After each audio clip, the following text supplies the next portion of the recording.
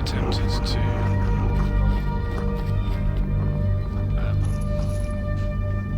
install this new mod.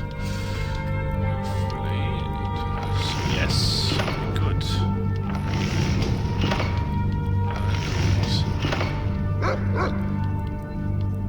And 2 of each.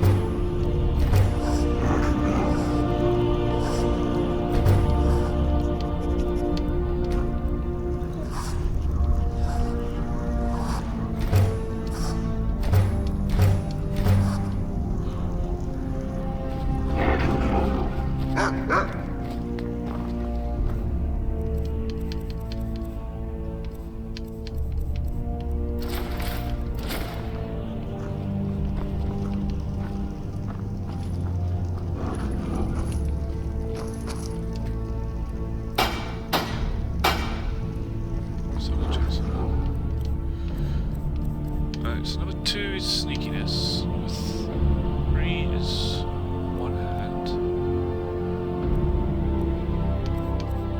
5 is smithing, this is carrying, that's bartering, and that's paladin. What if I take away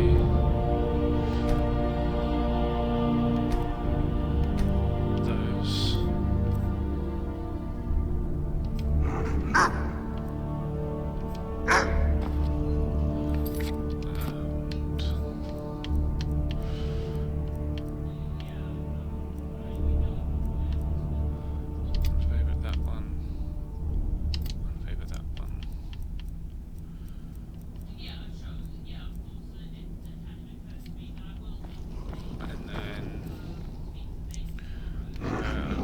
Blacksmith, good.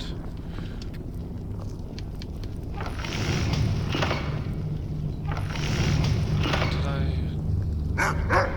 hadn't yet, no. Right. So that's 36.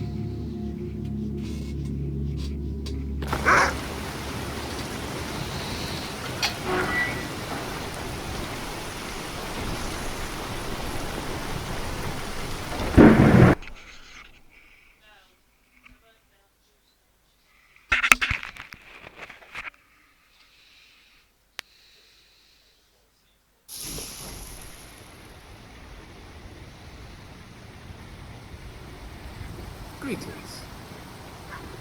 You're back. Wonderful.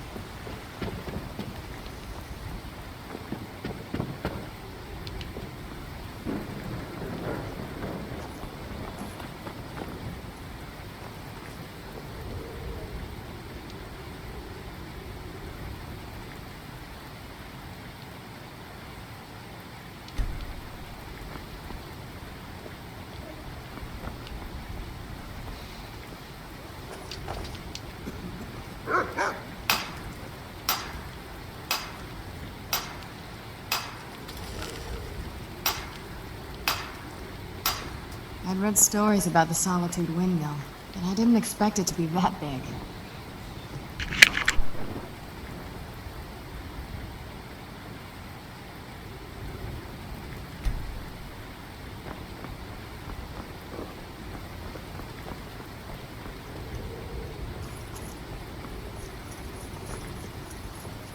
I don't miss my old life, but little compares to the excitement of battle.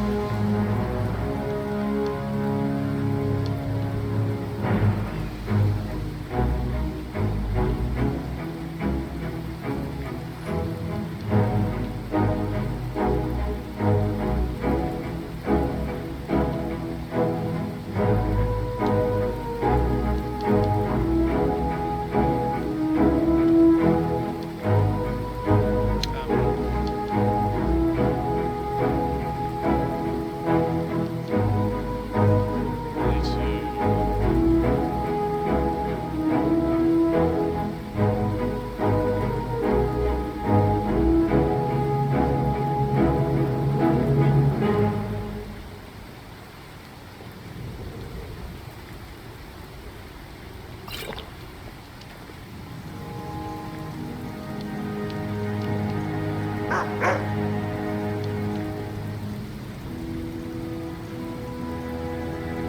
the castle, you used to just be able to see Solitude over the mountains.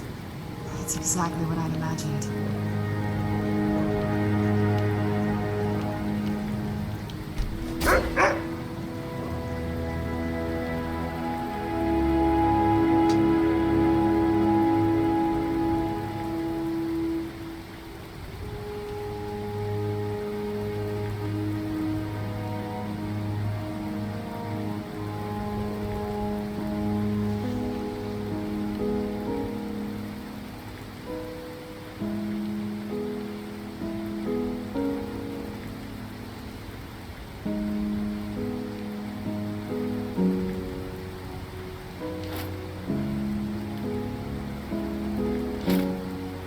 Interesting.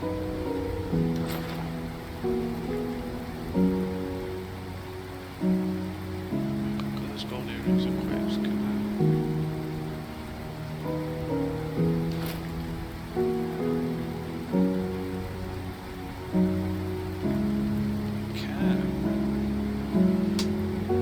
Interesting. So if we're gonna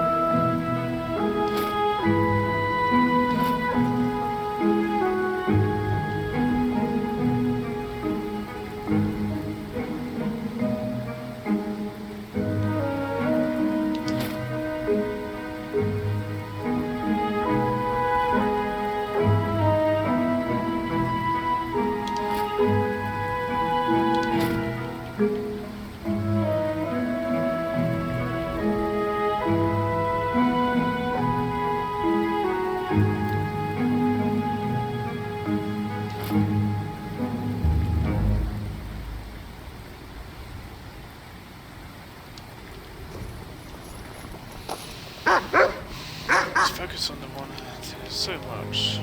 So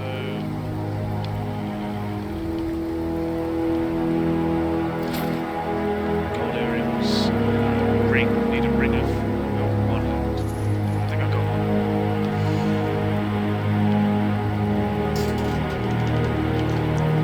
Rings.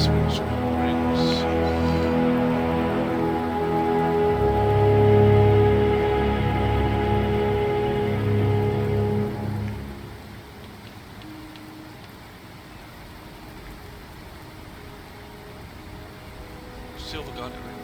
I should rename it.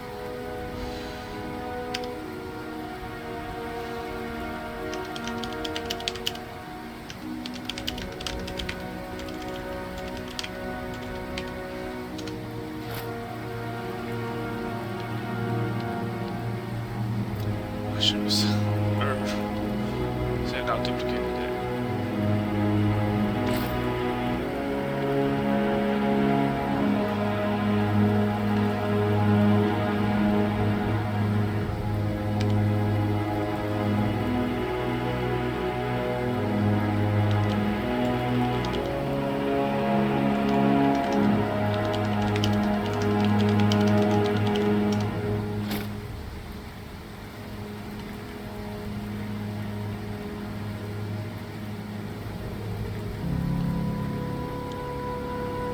This one I want to rename.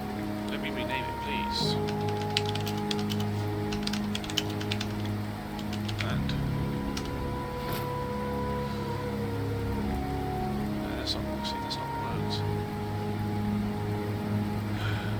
Right.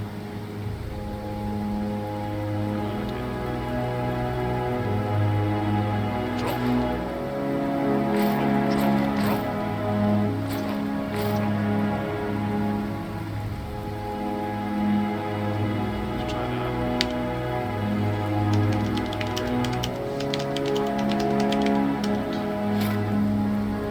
Finally.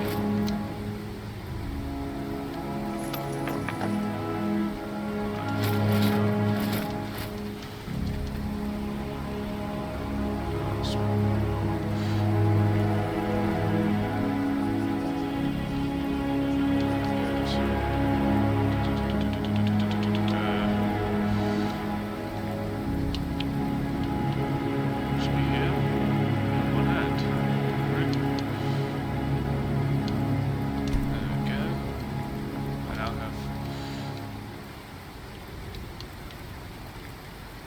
Gold necklace, ring, gold earrings, necklace, and ring. I need to go in front of a mirror. That is not right. It's weird. Okay. Now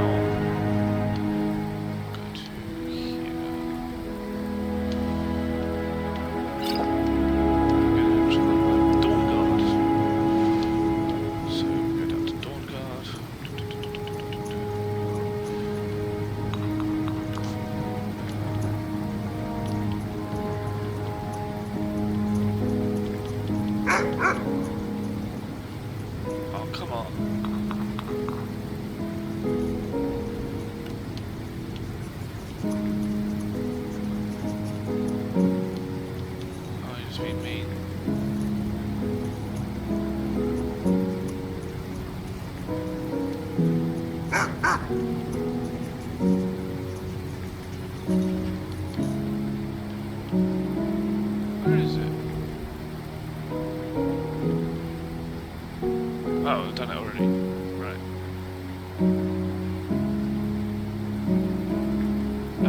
make that archery.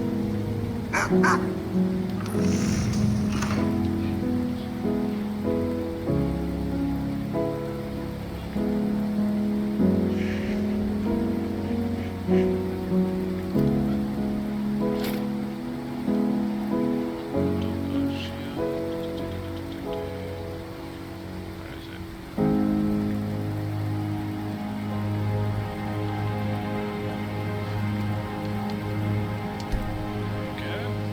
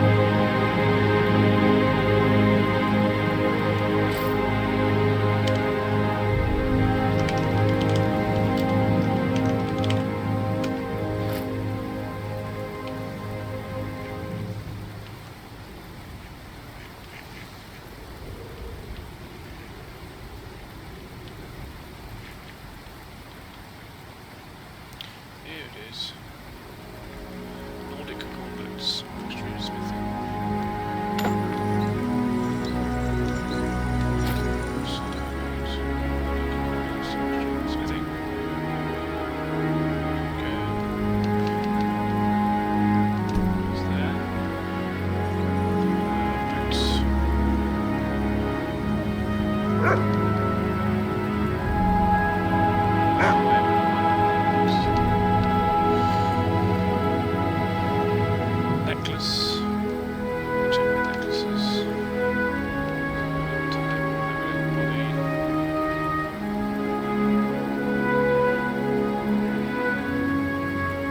Head, here we go. That's right.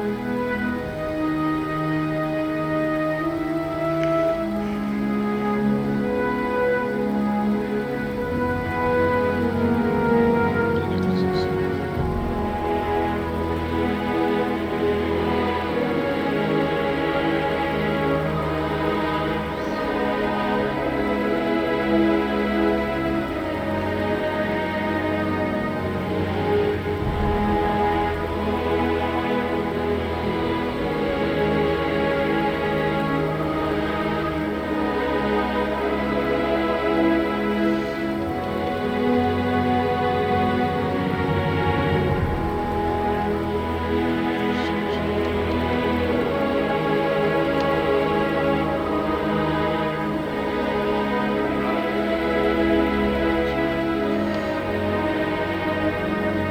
So I don't have a necklace of smithing.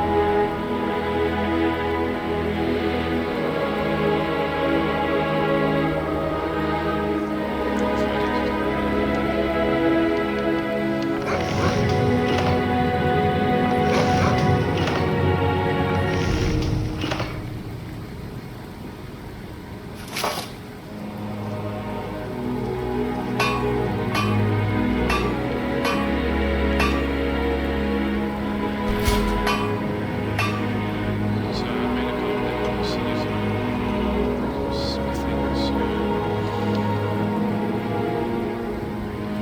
just double check.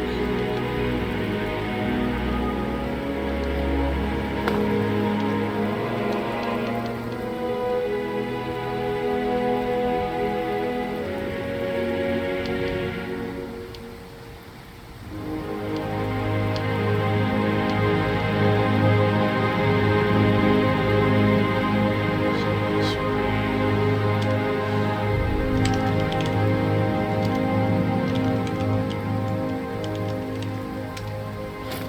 there we go, smith's necklace.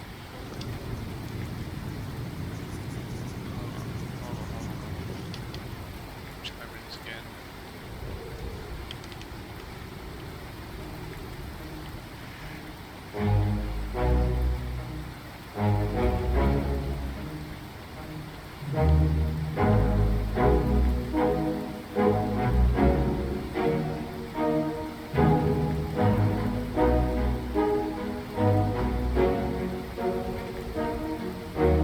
There you go, smith's ring. Hello, ring.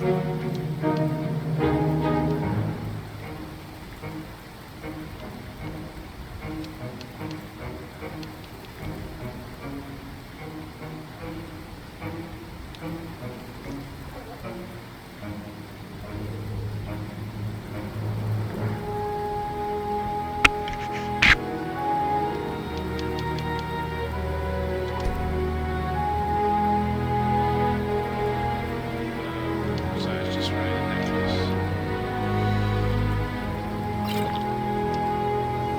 Gold necklace, so we... Smithy.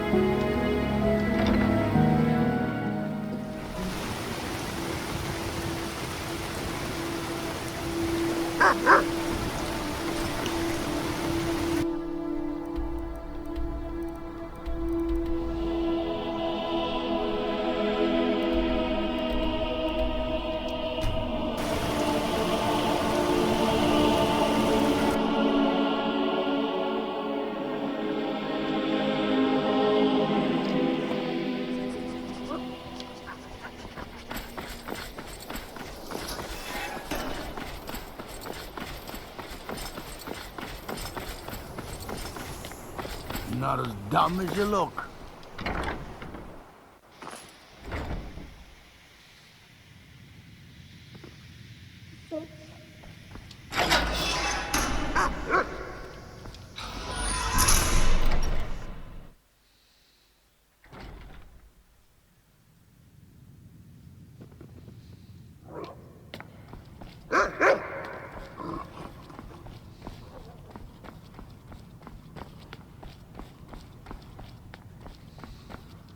Archmage or not, my rules about books still stand.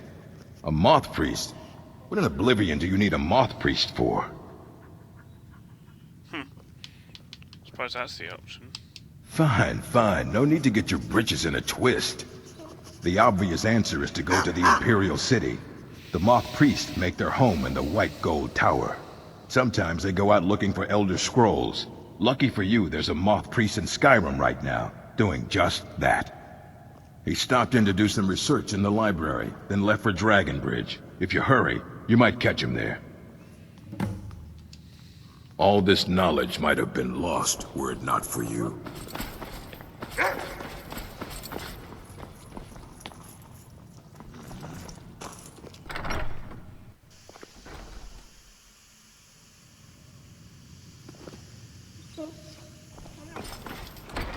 Wrong one. Typical.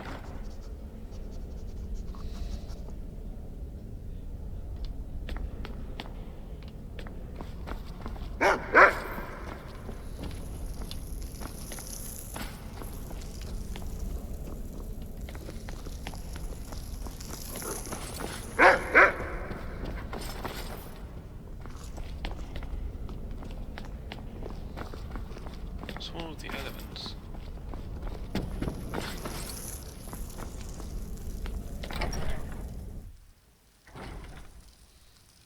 Oh, wait, what? Okay, what is with these doors?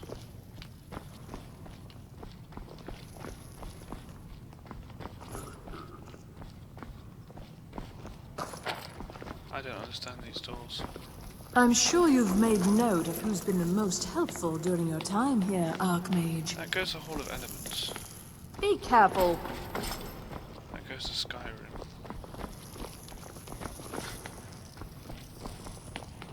That goes to the Archmage's quarters. But then if I go Oh, no. Not really.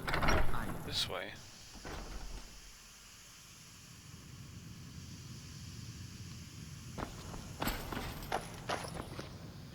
I don't know how these work.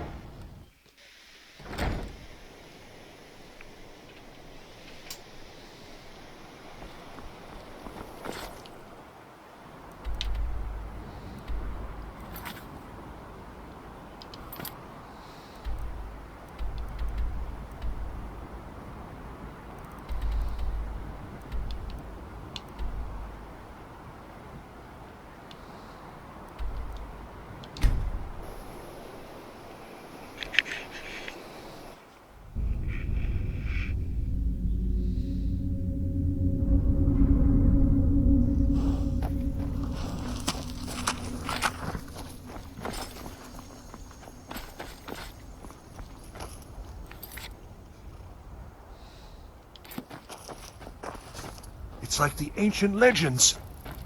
There's the inn, Dragon Root.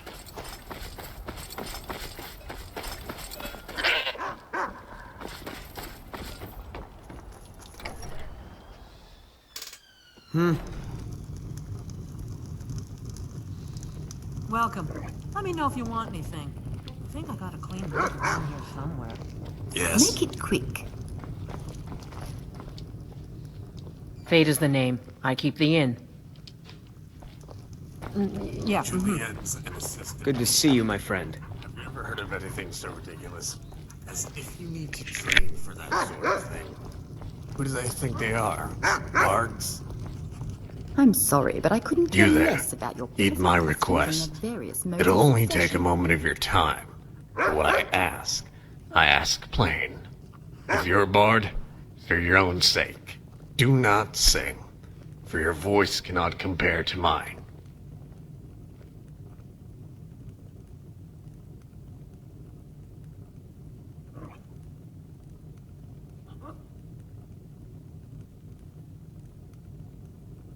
I was afraid as much. One cannot hide who he truly is. Nobles, thanes, jarls, these are the sorts of people I consider my peers.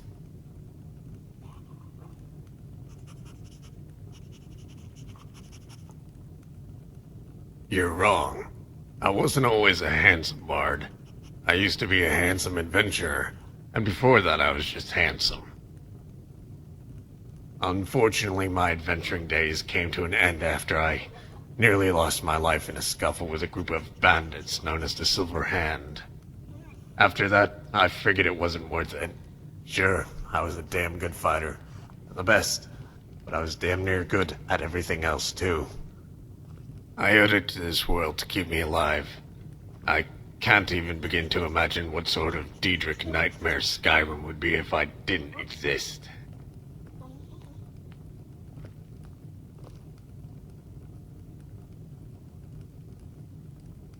It happened in an inn, not unlike this one, where I met this lovely tavern wench, a bit chubby, but on the voluptuous side of fat.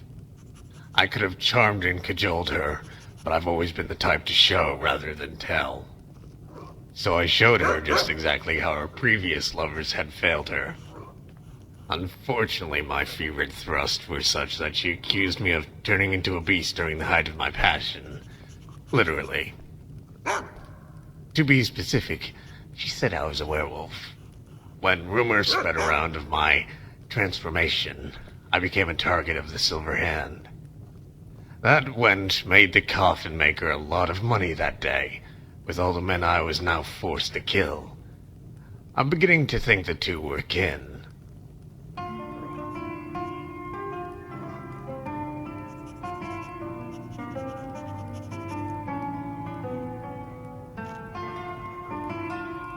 Then you saved me the trouble, and them the humiliation.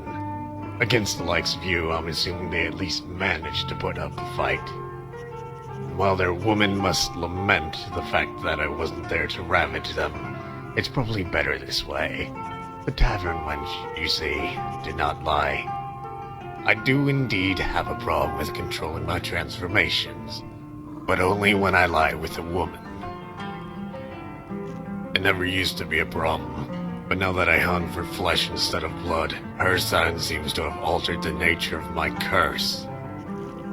In any case, I wonder if you managed to kill a troublesome little Breton man amongst those Silverhand. He's an old acquaintance of mine. Joined up with wolf hunters just so he could have a chance to kill me.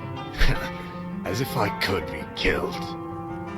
In fact, the little carrot licker's been trying to kill me for more than a dozen years now, back when my balls had more fur than his chin.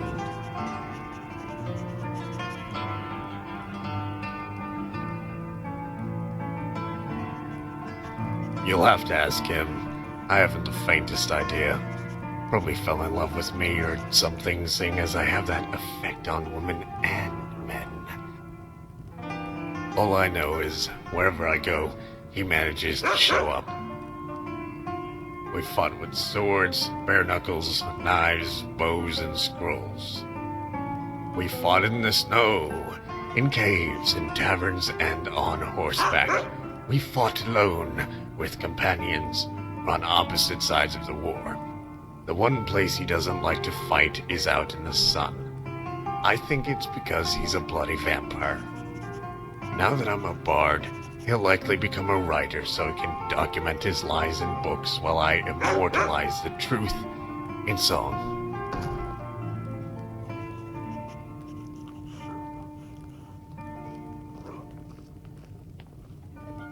I remember bits and pieces, a few stories here and there, but I can hardly keep a ledger. If you want the details, you will have to ask him. I can't be expected to recall events that are so unworthy of my memories.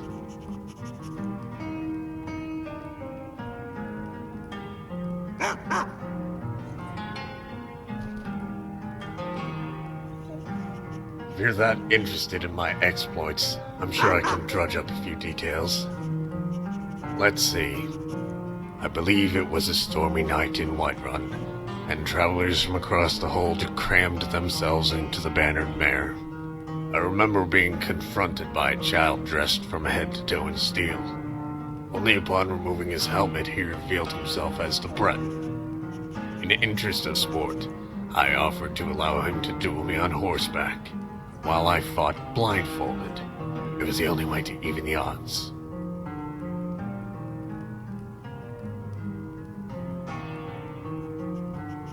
We settled on mounted combat, which I accepted knowing that he had already bribed Skulvar into giving him the superior horse. The rain continued to pour that night, our horses trundling through the mud.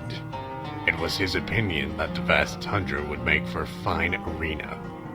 I could barely see through the blades of water that whipped into our eyes as he positioned his steed 100 horse lengths from mine. We were to charge at the sound of his companion's horn, and when it blared, I flew. I flew through the storm like a mighty chariot, hassles of water fleeing about in my wake. I felt the elements swirling around me, focusing their energy into my axe. I knew then the Breton would die that day. Only the little imp was nowhere to be found. I assumed he had fled. That would have been a sensible thing. When I found him lying in the mud, his horse having slipped and broken both their legs, he blamed me, of course, for sabotaging his horse. What does he think? I used some sort of mind control on the beast? I wouldn't put it past me, but it's not a power I possess. I am inclined to believe it was his companion that brought him a lame horse, in order to salvage the little imp's life. Yes, perhaps I do recall some of it. It was in Riften, I think, at the turn of the century, on the eve of the New Life Festival. We were all in a drunken revelry when these two elves got into an argument because one of them refused to dance with the other's sister.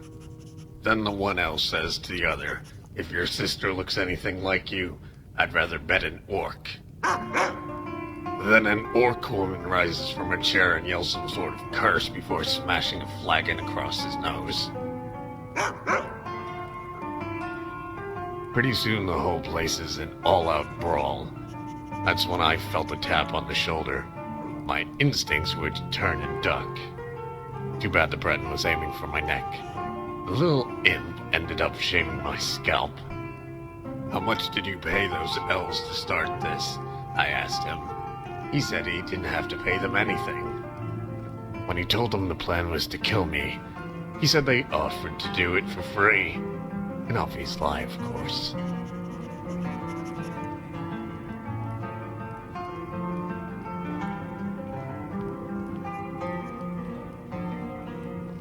You're right, but only because they happened at the end of the wars we were fighting. We were there when the Jarl of Markarth surrendered to Madanach, and when Madanach surrendered to Ulfric. We were supposed to be witnesses to the peace accord, but ended up fighting in the Hall of the Dead while the others were in the keep.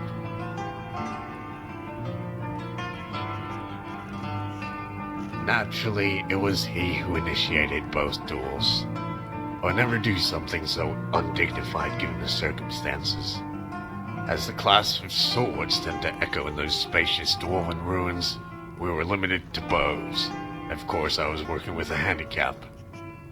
After nearly escaping the first duel, the second time the Breton swine came prepared with poison-tipped arrows and 3 red potions tied to his belt. So in effect, to succeed, I would have to kill him 4 times. I only managed 3 before I ran out of arrows. Indeed. Again, you're better off asking him. If we both stay at this inn long enough, you might be unlucky enough to meet him. How should I know? He told it to me once. Shouted it at me, really. But I couldn't be bothered to remember such an insignificant detail. You'll likely find him wherever it is filthy skeevers like to congregate. And my name will most assuredly be the first word out of his mouth. How should I know? He told it to me once. You'll likely find him wherever it is filthy skeevers like to congregate. Oh, was he short, ugly, and green with envy?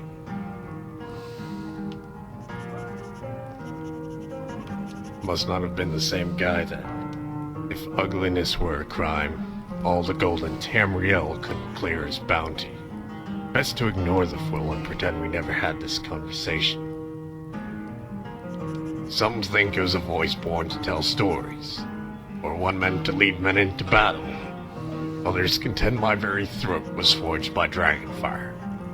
I've heard some describe it like a bottle of hard whiskey and boiled potatoes, like smoke misting off hot coals. Most tell me it's a voice that carries with it a sense of authority, a voice fit for a king. I do nothing to dissuade such accusations. Now imagine this regal, manly voice of mine singing all the bard's favorites. My patrons from here to Riften will come to this inn to hear it. Yet despite me doubling her business, Vaida insists on charging me for a room. Such greed is unbecoming. The humblest of births, but someday the most glorious of ends. That is, if someone like myself is even capable of dying. I'm not entirely sure. Yet I am indeed a far cry from the life my mother sought to raise me in when she was but a handmaiden working in Dragon's Reach. In my childhood I grew up around nobles, thanes, and highborn lords, sworn to the servant's oath to perform one's duty and to go unnoticed.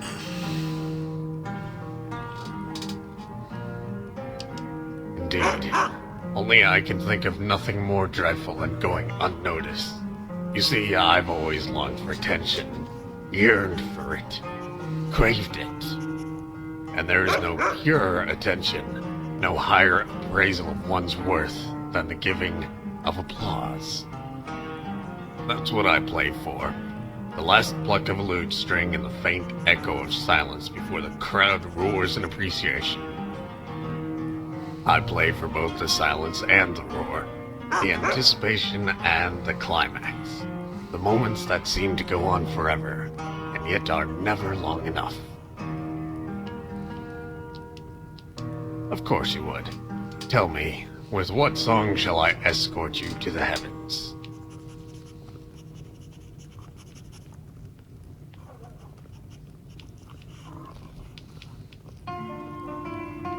An excellent request. What is it? See what he sounds like.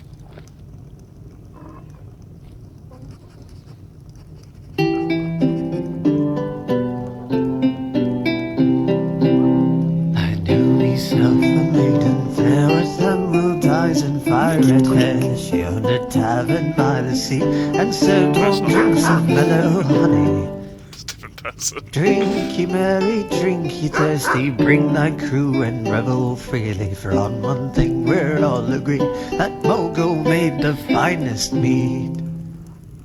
Mogo's mead, the only drink we ever need. Take a flask and take a seat, and drink thyself a sweetie treat. Make it quick. Of course you would. Tell me, with what song shall I escort you to the heavens?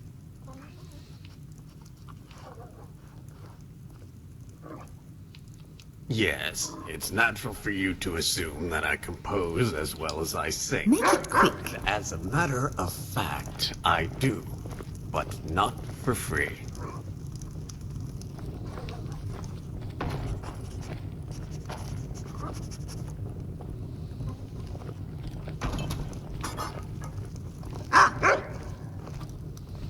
I will perform a song you may not have heard before, but alas, it is not mine to claim. This song is called The Wolves of Yorvasker.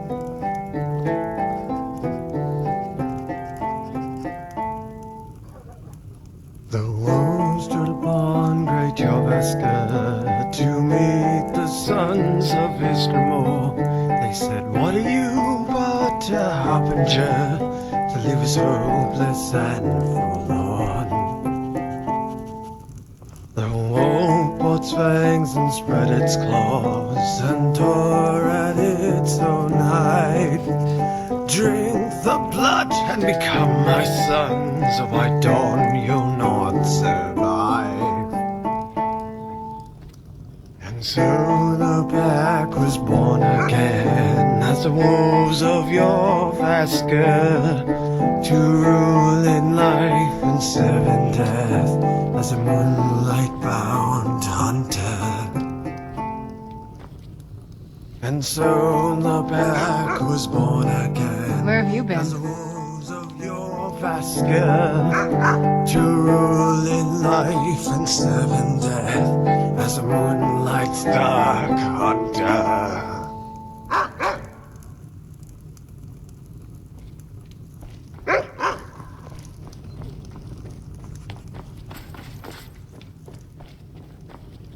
Dragonborn, what do you need? I need a monk. I thought I was staying here. Something on your mind? You, tell me, do you think I'm attractive?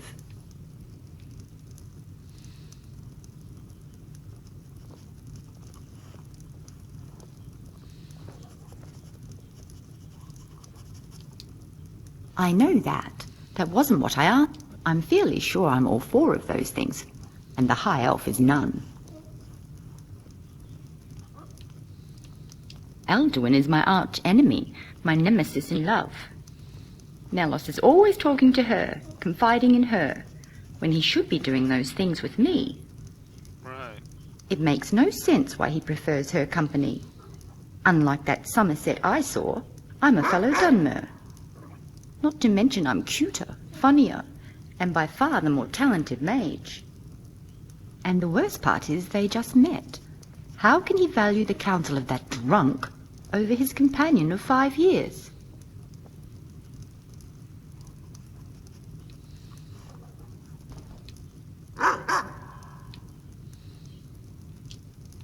That only serves to validate my point. The stupid Altmer bitch doesn't love Nelos. Meanwhile, I can't go 2 sentences without mentioning him. It doesn't surprise me. If I had as much hair on my back as she did, I'd probably fancy a Khajiit. Arguably the greatest mage in all of Tamriel. But when it comes to who is most dashing, I will tolerate no argument. He is a Dunmer of average height, but immeasurable stature, his eyes burning with the fire of the Red Mountain itself. For all those who serve the guild, he is our leader, our mentor, our muse. He is the hand and we are the fingers, waiting for the long night when we clutch all of Nirn in our palm. Excuse me?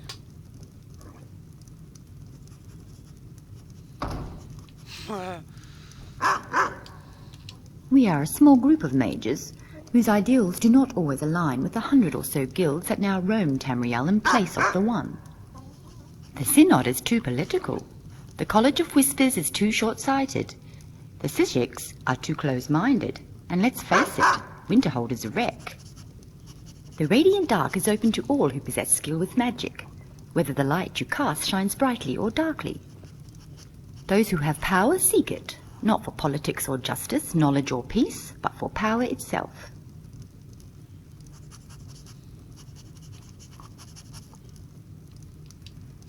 Like my guildmate Gerard, you make a compelling argument, but so do Nelos's eyes. They're positively enchanting. And according to him, power is something that must be exercised, for there is nothing sadder than a great warrior born in a time of peace. When the long night comes, powerful mages and mighty warriors alike will rise and find their true calling.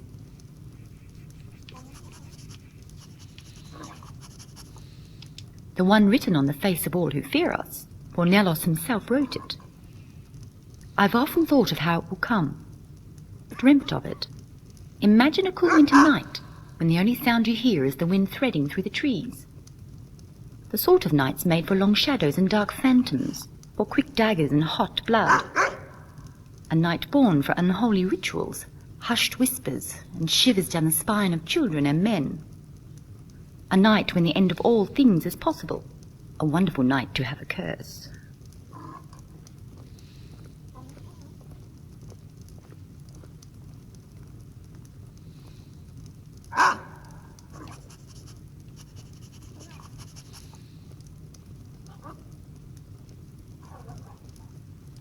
As I said, we at the Radiant Dark seek only power and the means to exercise it. What good is ice without something to cool? How can the extent of one's power be tested without a land to dominate? When the spells that were lost are found, when the relics of forgotten magic are restored, not even the sun itself will bring light to our shadow. Or not. It may be that we fly too close to the gods and burn in their fire. Yet I, for one, plan on keeping my Nelos nice and cool. When the guild I belonged to last met, Nelos instructed us to refrain from contact for the time being. I suspected this might be some clever attempt for him and Alduin to escape on some tryst, which neither I nor the laws of decency could abide by. So I followed Nelos to Harthinger, but only got as far as Dragonbridge before I lost track of him. I wait here now in hopes that he might return, and in fear that she will be with him when he does.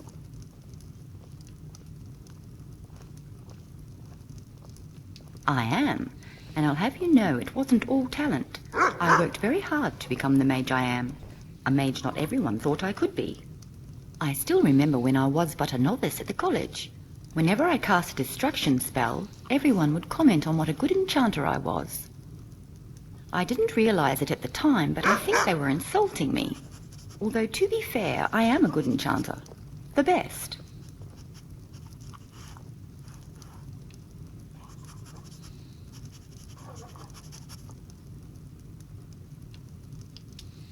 Yes, but I found where I truly excel is with spells of frost and cold. I was in the Arcaneum studying a tome on that very subject when I first met Nelos. He looked so menacing with that lick of hair and blades of war paint slashed across his face, yet his voice was gentle. He asked me if I understood the tome I read. I could only nod what remained of my head as my body melted into the floor. His questions turned out to be a sort of audition, one that I naturally passed with flying colours, despite Nalos having sailed under false ones.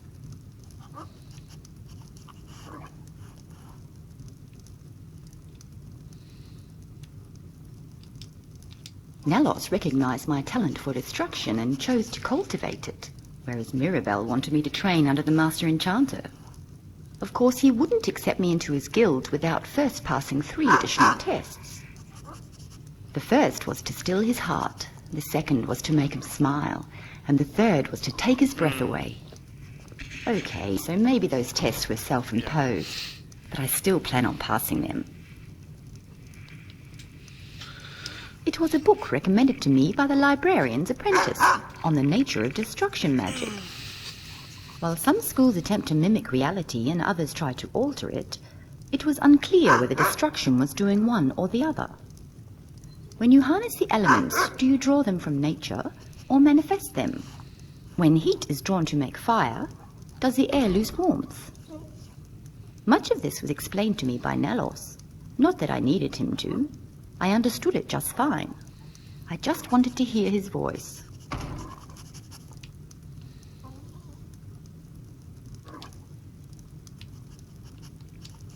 In any case, he told me how the answer lies in the beasts of the wild and the world around us. When plants fail to grow in mage light, it's proof alteration is not natural.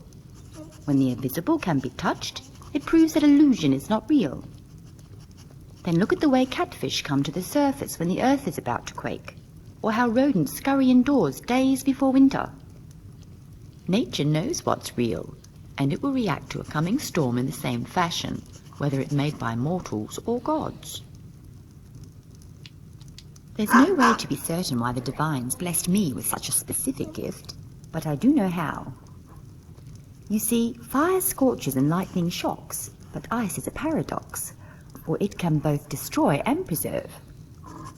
In fact, my grandmother once believed frost magic was the key to eternal youth.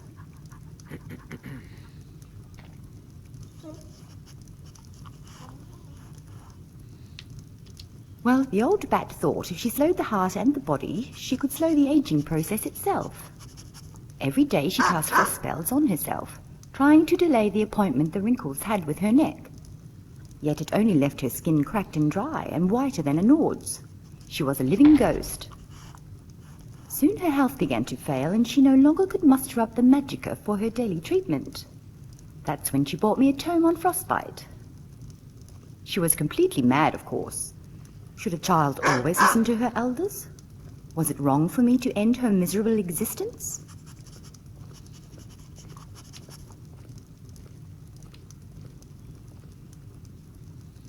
Those spells restore the body to their natural state.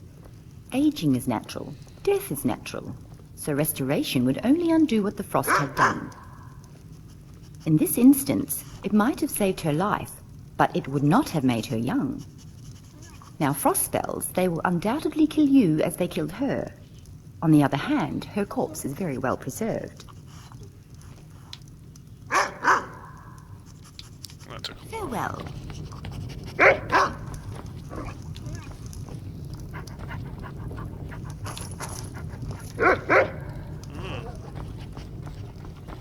Fate is the name. I keep the inn.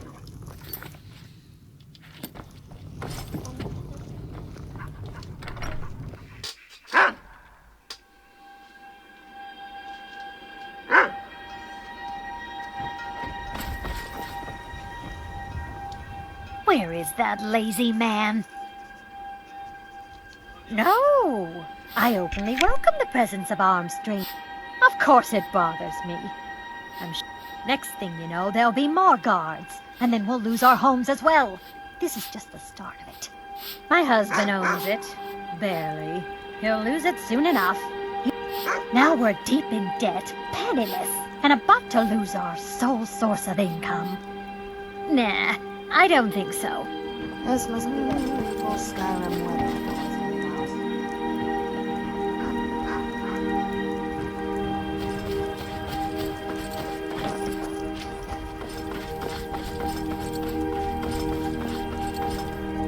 They say Ulfric Stormcloak murdered the High King. With... He rode through town not long ago with an escort of soldiers. They didn't stop. Just headed south across the Dragon Bridge.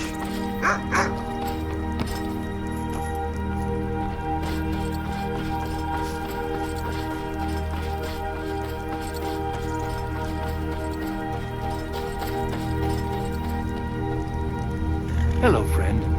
It's like the ancient legends. Hard to say. It's ancient. That much we know for sure. It was here long before the town itself. I just hope the bridge survives the war. It's the only place you can cross the Karth River for a long way in either direction.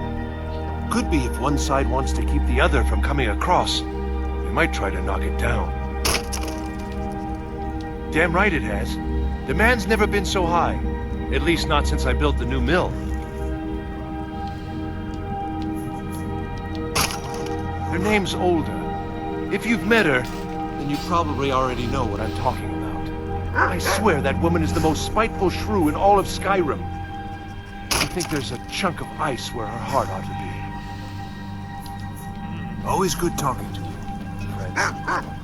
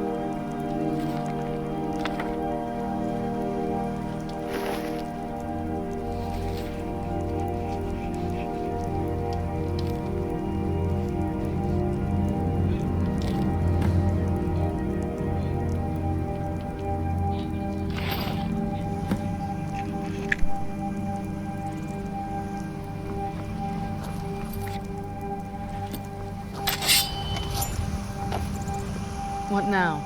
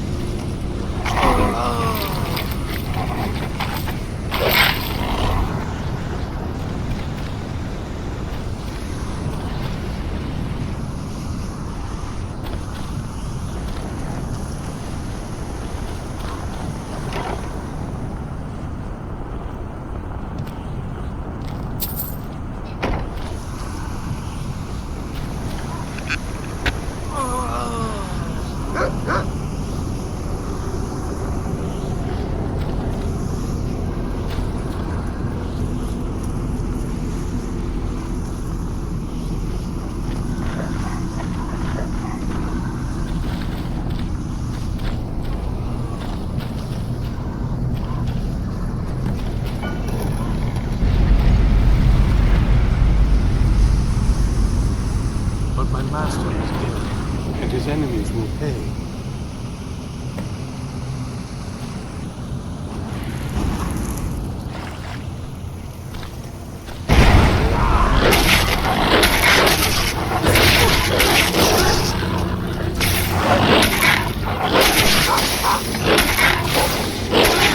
Stop! I yield!